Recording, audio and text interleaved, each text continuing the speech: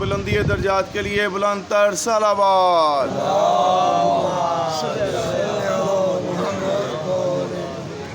جميع مرحومین مومنین و مومنات، مسلمین و مسلمات و شہداء ملت جعفریہ کی بلندی درجات کے لیے صلوات۔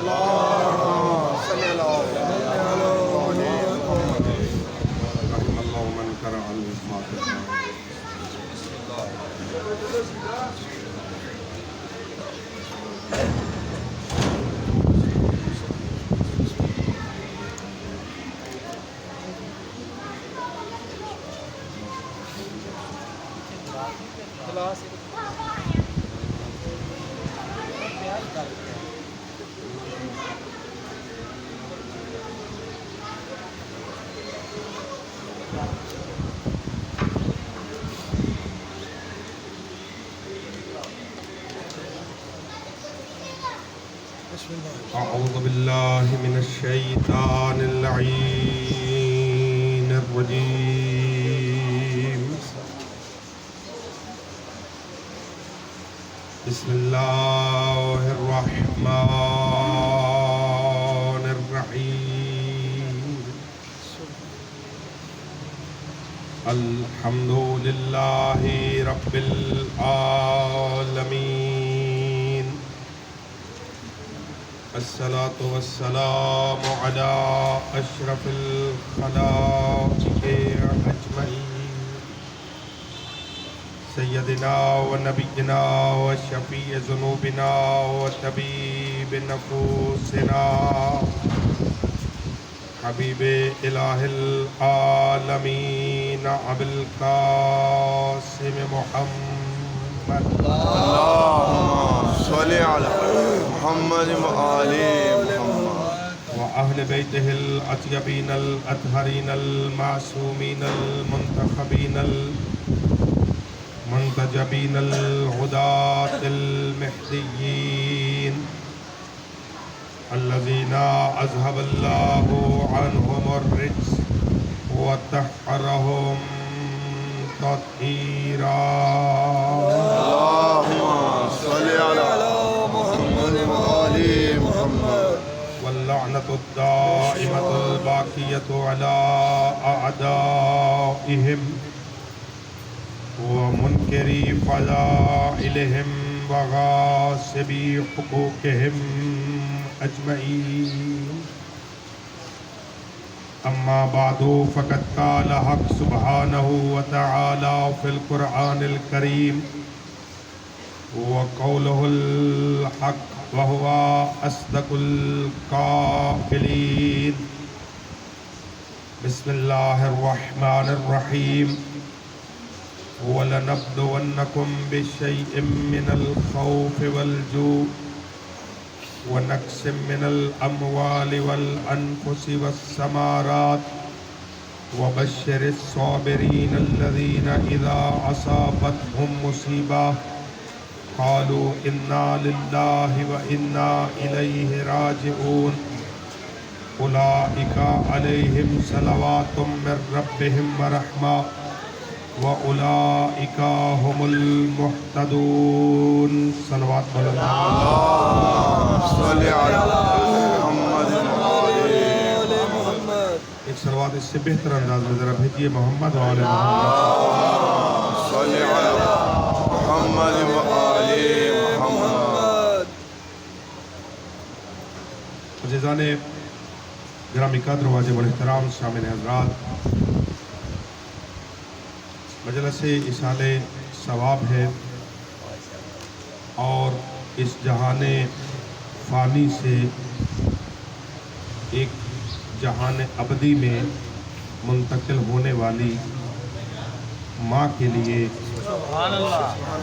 کچھ ہدیہ تحفہ ایصال کرنا ہے، اور وہ ہدیہ ایسا ہدیہ بھیجنا ہے کہ جو اس عالم میں، برزخ میں، قبر میں اس مرحومہ کی درجات کی بلندی کے لیے مدد فراہم کر سکے، جس کی خاطر یہ رسم ہمارے ہاں ہے کہ ہم باقاعدہ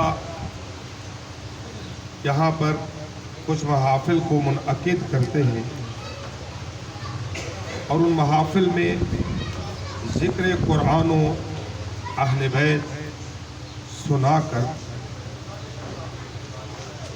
زندوں کے لیے بھی اور مرنے والوں کے لیے بھی کچھ فوائد پیدا کرنے کی کوشش کی جاتی ہے۔ قرآن ایسی کتاب ہے جو زندوں کو بھی فائدہ دیتی ہے اور مرنے والوں کو بھی فائدہ دیتی ہے۔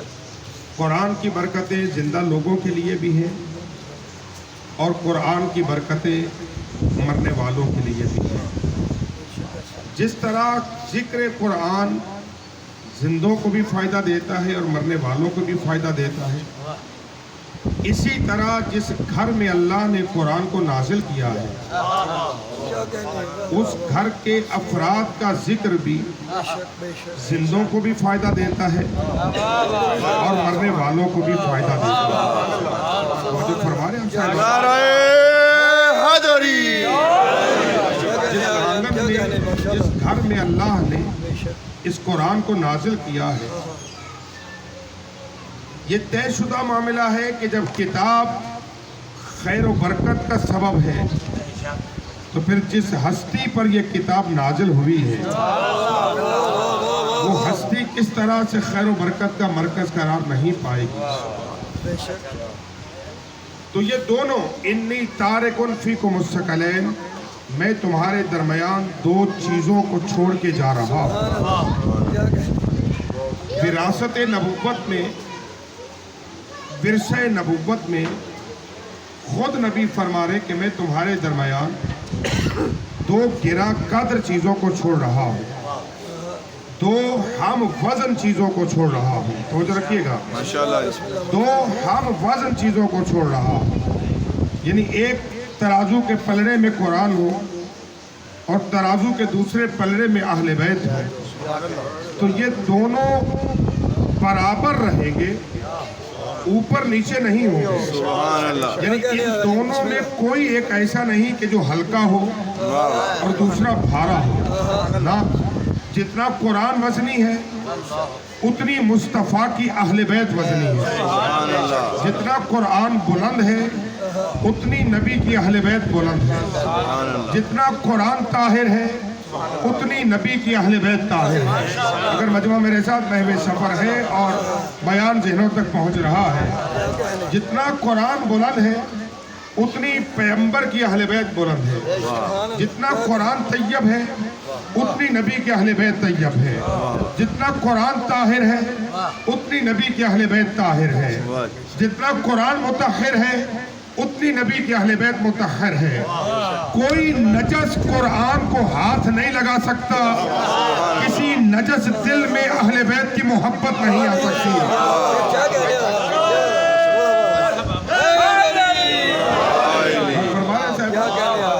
اللہ تعالیٰ انشاءاللہ ذکر کے صدقے میں ہماری اس ماں کے درجات میں اللہ بلندی عطا فرمائے۔ تو میں گزارش کر رہا ہوں حضرات محترم، ذرا ہم جائزہ لیں اس محفل میں بیٹھ کر، اس مجلس میں بیٹھ کر، کیونکہ نام کوئی بھی آپ رکھیں، محفل رکھیں، مجلس رکھیں، نام کا مسئلہ نہیں ہے، جگہ وہی متبرک ہوتی ہے جہاں پر ان 5، 12، 14 کا ذکر ہوتا ہے، برکتیں نازل ہی وہاں پہ ہوتی ہیں کہ جہاں ان کا ذکر کیا جاتا ہے۔ تو جو فرما رہے صاحبہ، تو میں نے گزارش کی کہ پیغمبر اسلام نے اپنی زندگی کی آخری وصیتوں میں مسلمانوں کو جمع کر کے یہ کہا کہ میں تمہارے درمیان دو برابر کی چیزیں،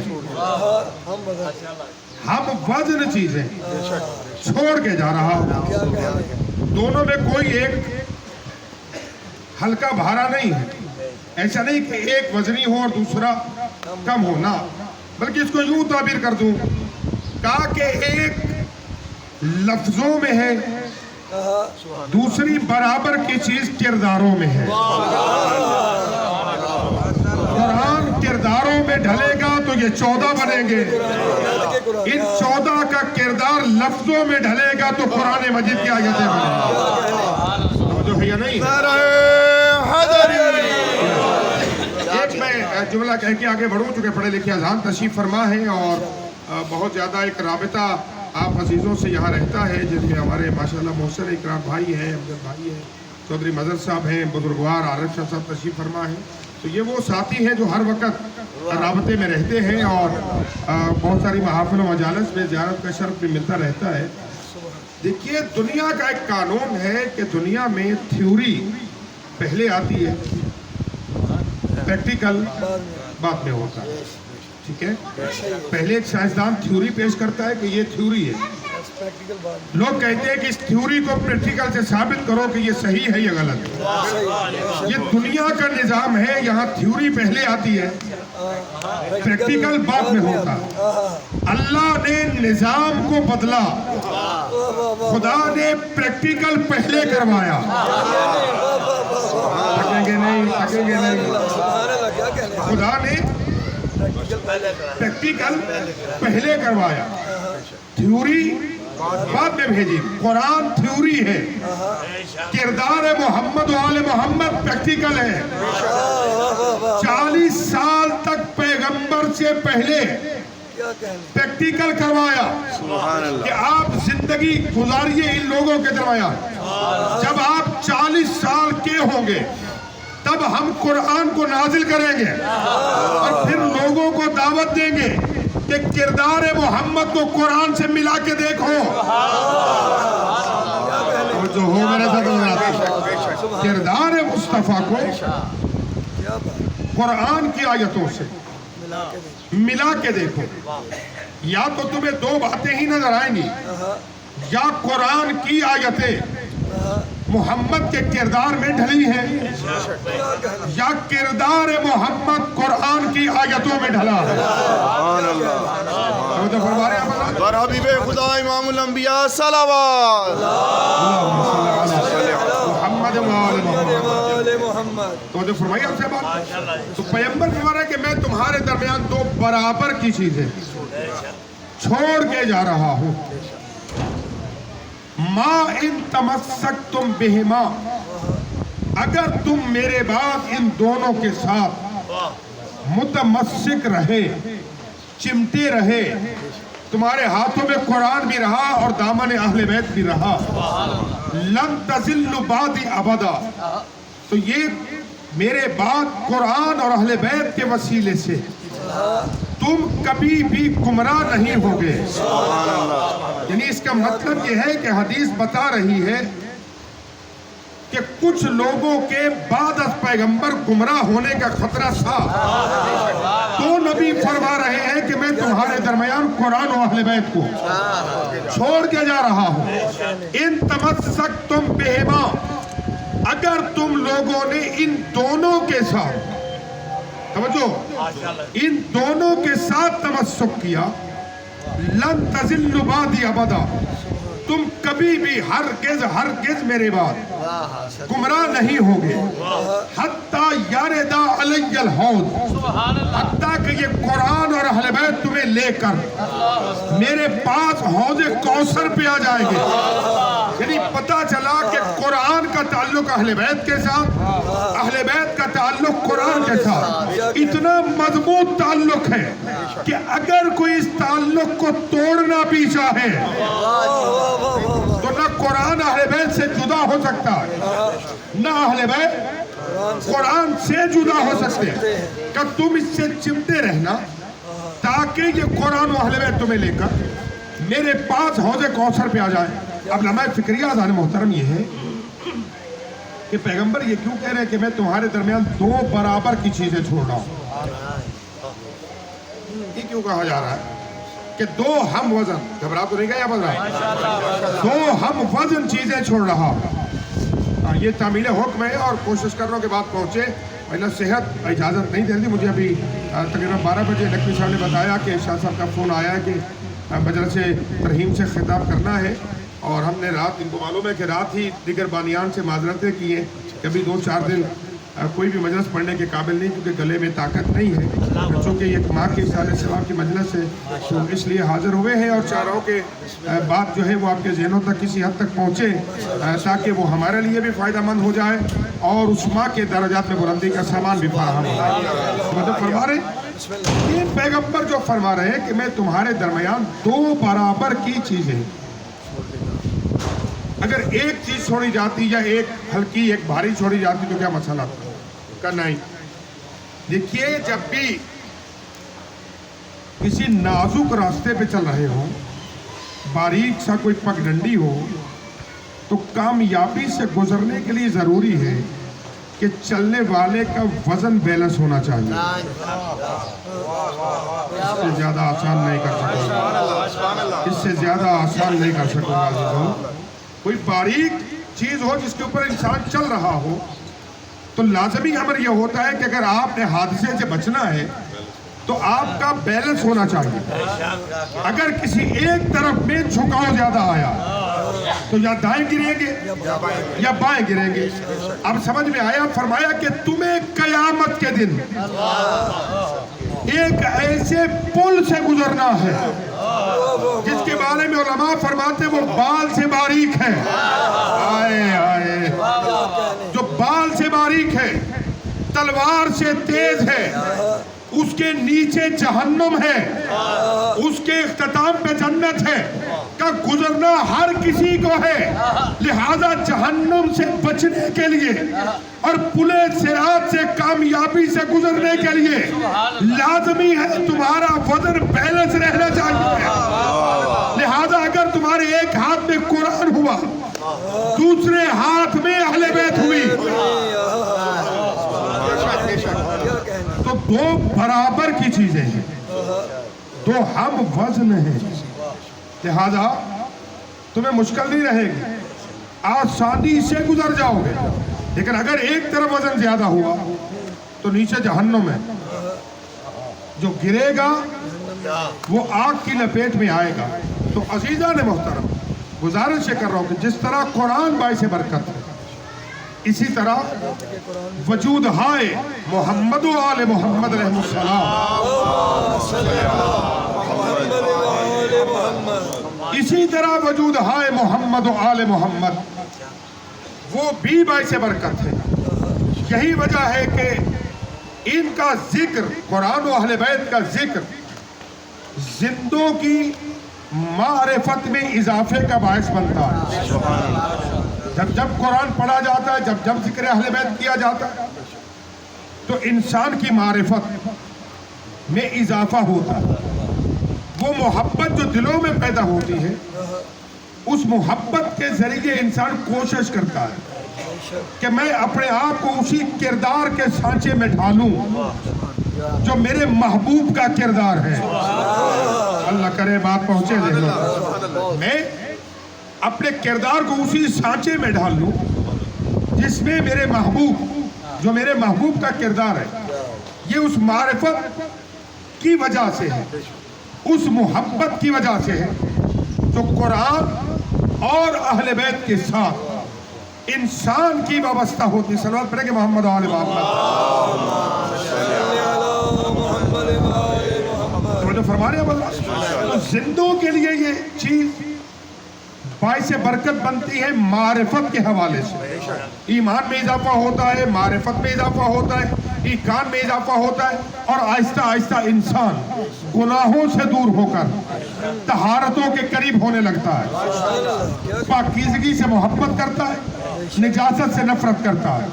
गुनाह चूंकि निजासत है, अमाल खैर चूंकि तहारत है, लिहाजा इंसान की जिंदगी में खैर आनी शुरू हो जाती है, जलालत गुमराही निकलने लगती है। ये जिंदों को फायदा। जब ये जिक्र करके हम इसका सवाब मरने वाले को हदिया करते हैं, तो ये जिक्र बतौर नूर के उस मरने वाले की कब्र में पहुंचता है और उसे बताया जाता है कि तेरे लिए जिक्र मोहम्मद व आले मोहम्मद का हदिया आया है। और चूंकि अल्लाह रब्बुल इज्जत जहां इन सवाद से मोहब्बत करता है, वहीं पर अल्लाह ان کے ناموں سے بھی محبت کرتا ہے. اگر توجہات میرے ساتھ ہے, شیعہ سنی دونوں طرف کے افراد تشریف فرما ہے. اللہ کتنی محبت کرتا ہے, ذات کی بات نہیں کر رہا ہوں, صرف ناموں کی بات کر رہا ہوں کہ ان کے ناموں سے بھی اللہ کو کتنی محبت ہے. یعنی محمد و علی و فاطمہ, حسن و حسین, ان 5 تن کے ناموں سے اللہ کو کتنی محبت ہے کہ اللہ نے کائنات بنانے سے پہلے ان کے ناموں کے ذریعے اپنے عرش کو زینت عطا فرمائی. اور نہیں فرما رہے آپ حضرات, وہ جو ہے جی ان 5 تن کے اسما سے خالق لم یزل نے اپنے عرش کو زینت عطا فرمائی. ان ناموں سے اللہ کو کتنی محبت ہے. ایک دلیل دے کے پھر آگے بڑھ رہا ہوں. ان ناموں سے اللہ کو کتنی محبت ہے کہ جب آپ کے اور ہمارے باپ آدم علیہ السلام سے ترک اولا ہو گیا, 90 سال تک آدم گریہ کنا رہے, جب توبہ قبول نہ ہوئی تو اب اللہ نے کہا آدم وہ نام جو ہم نے تجھے عرش پہ دکھائے تھے انہی ناموں کا ہمیں واسطہ دو. آدم نے ان ناموں کا واسطہ دیا. اللہ نے ان اسماء کے صدقے میں آدم کی توبہ قبول کر کے بتایا کہ جب نام سے اللہ اتنی محبت کرتا ہے تو ان کی ذات سے اللہ کو کتنی محبت ہوگی. اب اگر جملہ پہنچے ذہنوں تک ایک حوالہ دے کے آگے بڑھ رہا ہوں. ہمارے مذہب جعفریہ کی بہت بڑی ایک کتاب ہے منہاج البراء شرح نہج البلاغہ, آیت اللہ سید حبیب اللہ خوئی کی لکھی ہوئی ہے. ایک ہے آیت اللہ ابو القاسم خوئی, یہ نہیں ہے, دوسرے آیت اللہ سید حبیب اللہ خوئی. انہوں نے لکھا عارف شاہ جی کہ قیامت کا جب میدان ہوگا, ساتھ ہے میرے آپ حضرات, کوشش کیجئے گا تھوڑی تھوڑی ہوں ہاں کرنے کی تاکہ بات میرے تک پہنچے کہ میری بات آپ تک ڈیلیور ہو رہی ہے. تاکہ جب محشر کا میدان لگے گا آدم سے لے کر قیامت تک کے لوگ جمع ہوں گے, اس وقت اللہ کی آواز آئے گی کہ اے اہل محشر, تم میں سے جس کا نام میرے محمد کے نام پہ ہے, نہیں تھوڑا آگے جسے نبی سے محبت ہے, جس کا نام میرے نبی کے نام پر ہے اور اس نے اپنا نام محمد اس لیے رکھا کہ میرے محبوب کا نام محمد ہے, وہ ان صفوں سے نکلے اور علیحدہ کھڑے ہو جائیں. وہ الگ کھڑے ہو جائیں. بہت سارے لوگ نکلیں گے. آج بڑا مسئلہ ہے, یہ میرے بھائی تشریف فرما ہے, بہت سارے لوگوں کے فون آتے ہیں, مولانا کوئی یونیک سا نام بتائیں. یہ نہیں پوچھتے کوئی با مانا, با عظمت, با جلالت نام بتائیں. کہتے نہیں کوئی یونیک سا. بچہ پیدا ہوا ہے, کوئی یونیک سا نام بتا دے. یونیک مین یعنی ایسا نام بتائے جو آج تک کسی کا نہ ہو.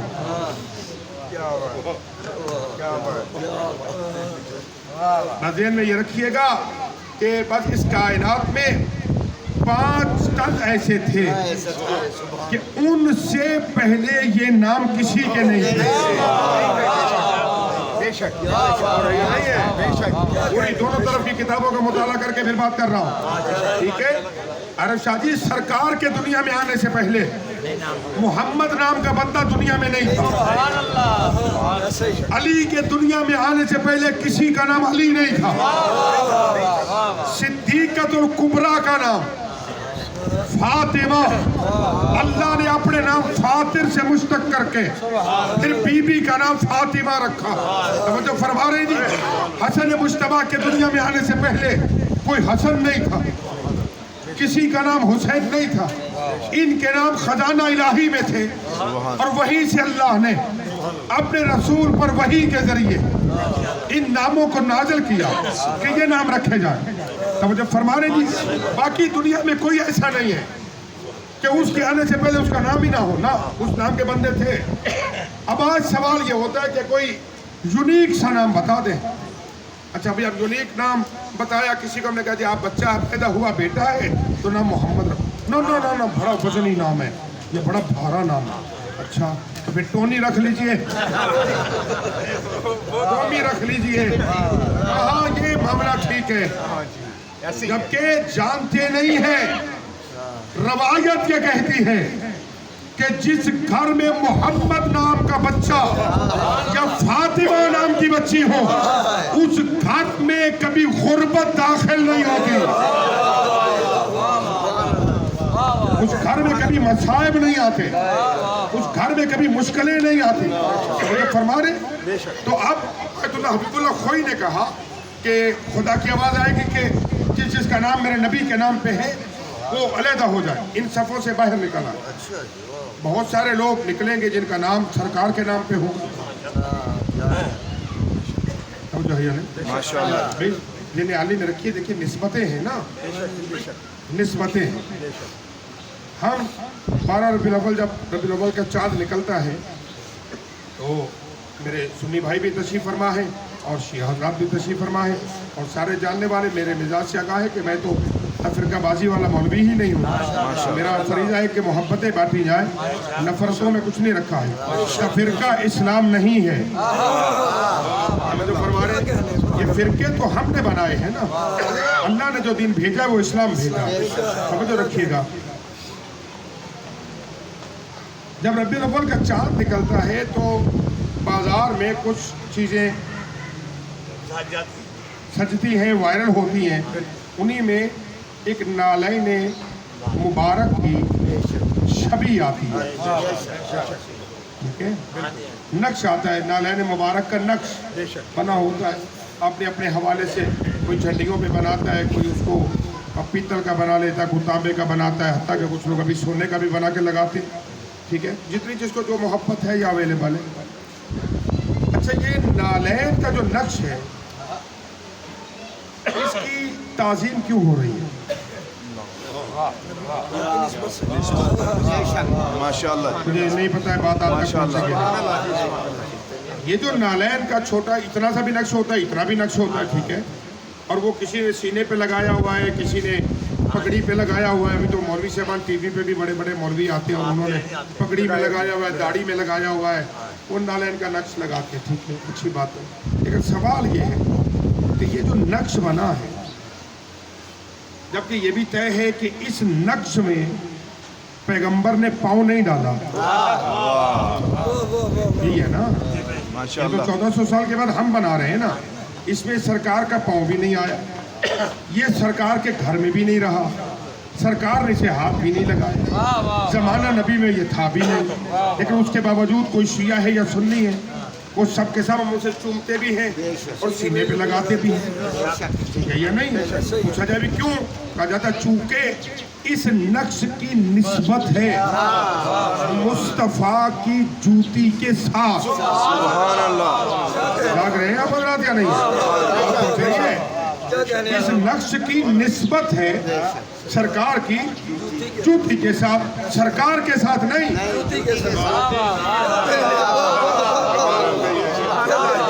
निस्बत सरकार के साथ नहीं है, निस्बत किसके साथ है? उस नालैन मुबारक के साथ कि जो सरकार के कदमों से मस हुई थी।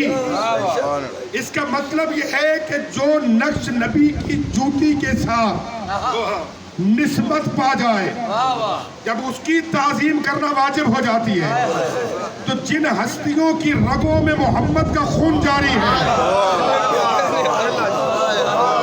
भक्त तो नहीं गए, भक्त तो नहीं गए।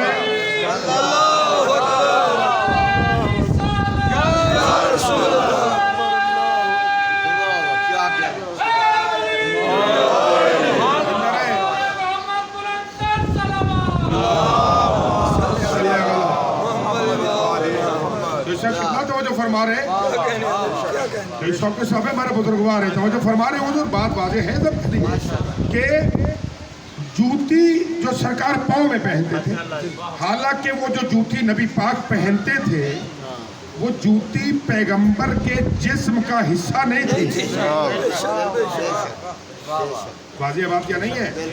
जूती नबूवत के जिस्म का हिस्सा नहीं थी, फाजल चीज थी। पैगंबर पहनते थे, रास्ता चलते थे, फिर जब बिस्तर पे लेटते थे उसे उतार देते थे। लेकिन अल्लाह को उस जूती से भी इतनी मोहब्बत थी कि फरमाया अर्श पे आ रहे हो तो जूती लेके आना। कमाल हो गई है। ऐसे ज्यादा तो मेरे भाइयों मैं आसान बात कर नहीं सकूंगा। कहा कि जब आप आ रहे हैं ना तो जूतियों समेत आना, जूतियों समेत आना, तवज्जो, जूतियों समेत आना, ताकि आपकी जूतियों के सदके में मैं अपने अर्श की इज्जत में इजाफा करूं, ताकि इस जूती के सदके में अर्श की इज्जत में इजाफा करूं। आज अगर किसी मुसलमान से पूछा जाए कि क्या आप नबी की जूती के बराबर हैं, नहीं बाजा नहीं हो रही बात सबकी। भाई किसी से कहा जाए कि जो मकाम नबी की जूती का था आपका है, सारे कहेंगे नहीं जी हम तो उसके नालैन मुबारक के भी गुलाम हैं। ठीक है, उन नक्श का सीने पे सजाना दलील है कि हम अपने आप को नबी की जूती के भी बराबर नहीं समझते। जो नबी की जूती के बराबर ना हो वो नबी की दस्तार के वारिस के बराबर कैसे हो जाएगा?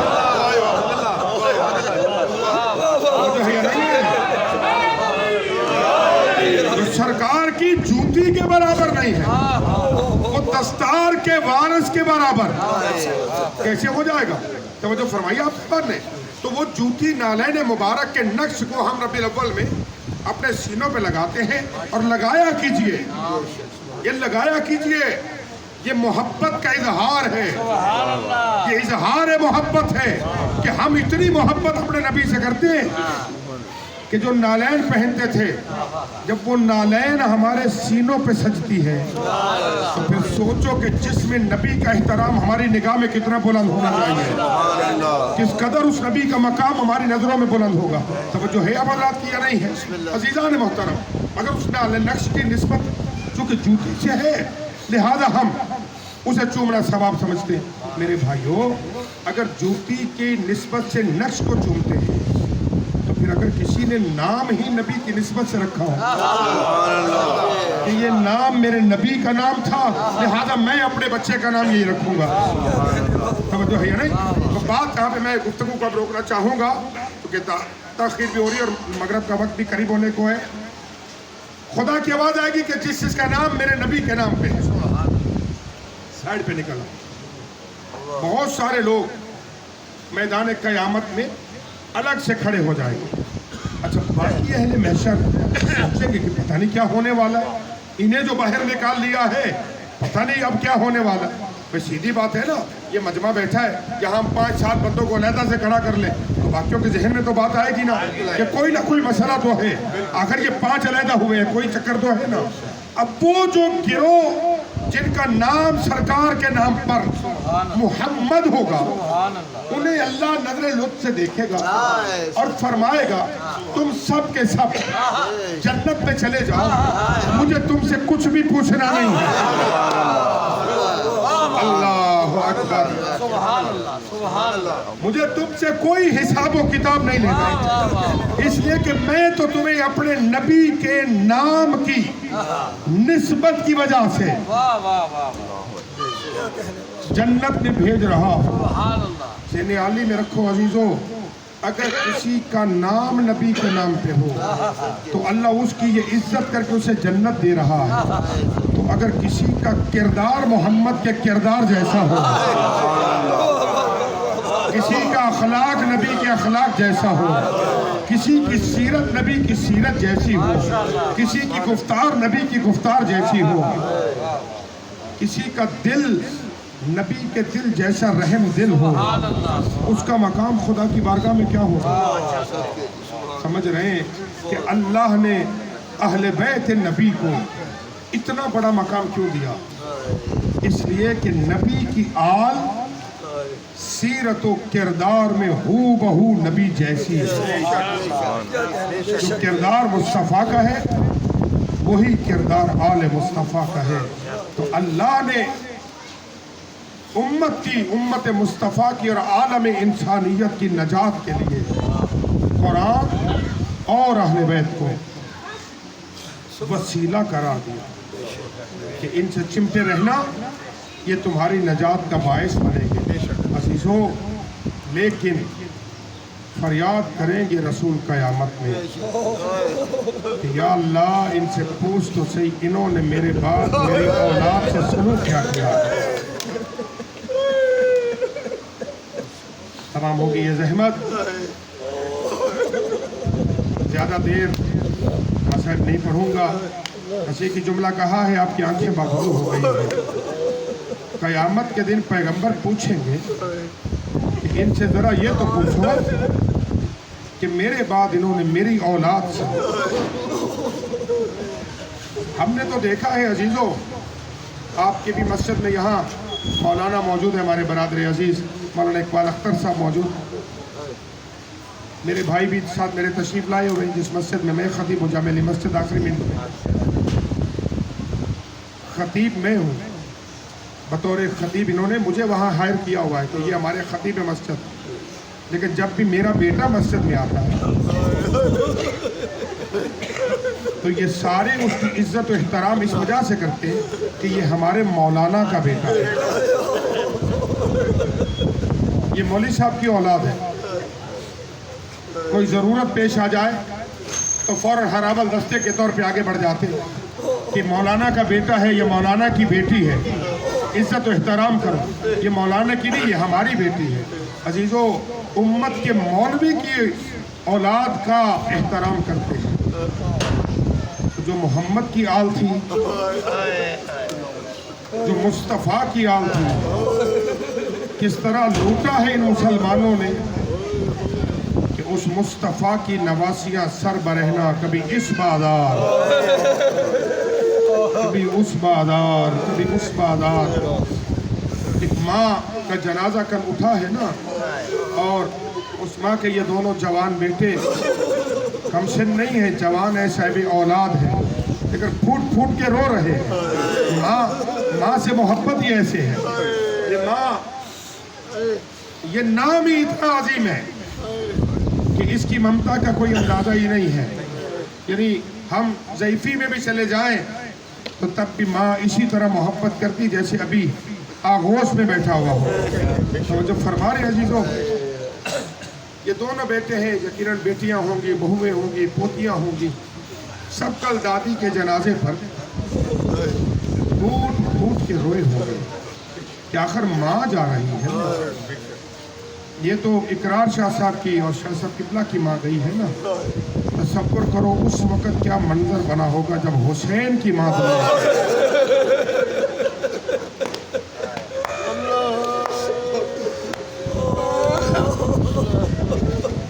کیا قیامت ٹوٹتی ہوگی نا اولاد زہرا پر کہ جب زہرا کی اولاد یتیم ہوئی ہوگی. مقتل یہ کہتی ہے، تاریخ یہ کہتی ہے کہ سیدہ کا جب آخری وقت تھا نا، اب ماں کے مسائب مجھے عرض کر رہے ہیں نا، تو میرے پاس اس کے سوا کسی اور ماں کا ذکر نہیں ہے. یقیناً شاہ صاحب کی والدہ بڑی خدمت کی ہے، انہوں نے حق ادا کیا ہے. وہ تو حق ادا نہیں ہو سکتا، لیکن تقاضا بشری کے تحت جو یہ کر سکتے تھے وہ کیا. لیکن تقدیر کا فیصلہ تو یہی تھا. جب بیوی کا آخری وقت ہے نا، تو ماں کو اولاد سے محبت کتنی ہے. ایک مرتبہ علی مولا کو قریب بلایا اور بیوی فرماتی، یا علی، میں نے زندگی کے 9 سال آپ کے ساتھ گزارے. یا علی، ان سالوں میں جو خدمت کا حق تھا وہ زہرا ادا نہیں کر سکی. معذرت کی طلبگار ہوں. رو پڑے امیر المومنین. بیوی فرماتی، یا علی، کچھ وصیتیں ہیں. یا علی، میرے بچوں کو دیکھ رہے ہیں، ماں کی محبت اولاد سے کیا ہے. میں یا علی، میرے بچوں کو دیکھ رہے ہیں، حسن و حسین اور میری شہزادیاں بھی چھوٹی ہیں. یا علی میرے بعد بچے ہوں گے، لیکن اگر کوئی ایسی بات ہو جو آپ کے مزاج کے خلاف ہو تو یا علی میرے بچوں سے ناراض نہ ہوئیے گا. یا علی زہرا کی وجہ سے درگزر کیجیے گا. وصیتیں بی بی کرتی رہی، کرتے کرتے وہ وقت آ گیا کہ بچوں کو روانہ کیا. جاؤ نانا کی مرکز پہ جاؤ اور دعا کرو. دونوں بچے رسول اللہ کی قبر مطہر پہ آئے، امامے اتارے.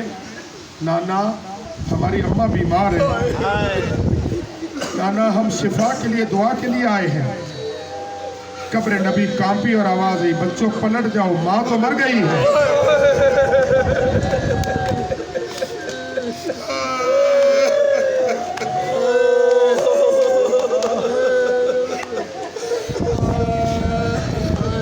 جیسے دونوں بچوں نے یہ لفظ سنے، تاریخ یہ کہتی ہے کہ بچوں نے مدینے کی گلیوں میں بھاگنا شروع کیا. کبھی حسن گرتا ہے حسین اٹھاتا ہے، حسین گرتا ہے تو حسن اٹھاتا ہے. دونوں بچے روتے روتے گھر میں داخل ہوئے. ایک مرتبہ جناب فضہ صاحب نے آ کے فرماتی، بچوں آؤ پہلے کھانا کھاؤ پھر بتاتی ہوں ماں کہاں ہے. حسن خاموش ہوئے، حسین نے رونا شروع کیا اور دیکھ کے کہتی، اماں فضہ تجھے معلوم ہے نا میں نے ماں کے بغیر کبھی کھانا نہیں کھایا. جو خبر تو چھپا رہی ہے نا نانا نے ہمیں بتا دیا. رونے والوں ایک مرتبہ جیسے حسین کے رونے کی آواز بلند ہوئی، حجرے سے سیدہ کی آواز، فضہ دروازہ کھول دے، فضہ داراللہ.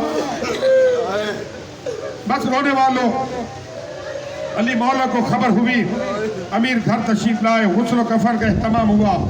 امیر المومنین نے اپنے ہاتھوں سے بی بی کو غسل دیا. غسل دینے کے بعد کفن پہنایا گیا. آواز دی اولاد کو، آؤ بچوں ماں سے الوداع کرو، آج کے بعد دوبارہ ماں نہیں ملے گی. رونے والوں ایک مرتبہ حسن مجتبیٰ آئے، زینب عالیہ تشریف لائی، جناب ام کلثوم آئی. کربلا کا غریب ایک کونے میں بیٹھ کے رو رہا. مولا نے دیکھا حسین ماں سے الوداع نہیں کرنا، میرے بچے آج کے بعد ماں پھر دوبارہ قیامت میں ملے گی. امام رو فرماتے بابا ملنا ضرور ہے، لیکن جب جناب مریم دنیا سے گئی تھی تو مریم نے عیسیٰ کو خود بلایا تھا، میں فخر عیسیٰ ہوں، ماں بلائے گی تو آؤں گا. ابھی حسین کا مکالمہ ختم نہیں ہوا تھا یا ماں کے کفن کے بند ٹوٹے. ایک مرتبہ بی بی کے بازو بلند ہوئے، آ میرا کربلا کا غریب بیٹا، آ میرا امت کا مہمان بیٹا، آ میرا 3 دن کا بھوکا پیاسا قتل ہونے والا بیٹا. ہائے رونے والوں، حسین ماں کے گلے لگے، گلے لگ کے جو رونا شروع کیا. ایک مرتبہ علی کے کانوں میں آواز آئی، یا علی حسین کو ماں سے جدا کر دو. اس لیے کہ ملائکہ نے تسبیح چھوڑ دی ہے، پھولوں نے ماتم کرنا شروع کر دیا ہے. یا علی آسمان زمین پہ آ جائے گا. رونے والوں ایک مرتبہ علی مولا آگے بڑھے، حسین کو سینے سے لگایا، سینے سے لگا کے پیچھے ہٹے. میں کہوں گا مولا حسین تیرا اچھا مقدر تھا، جب ماں دنیا سے گئی ہے آپ گلے لگے نا، لیکن ماں سے جدا کیا. مولا علی نے آ کے سر چوما، رخسار چومے، سینے سے لگایا. لیکن مولا ہائے 10 محرم آقا کربلا تیرا لاشا سکینہ کا آنا، شمر میں بالوں میں ہاتھ، رخساروں پہ تماچے. بچی رو رو کے کہتی تھی، او ظالموں نہ مارو، بابا بھی میرا مارا گیا، رونے بھی کوئی مجھے نہیں. اللہ لعنت اللہ.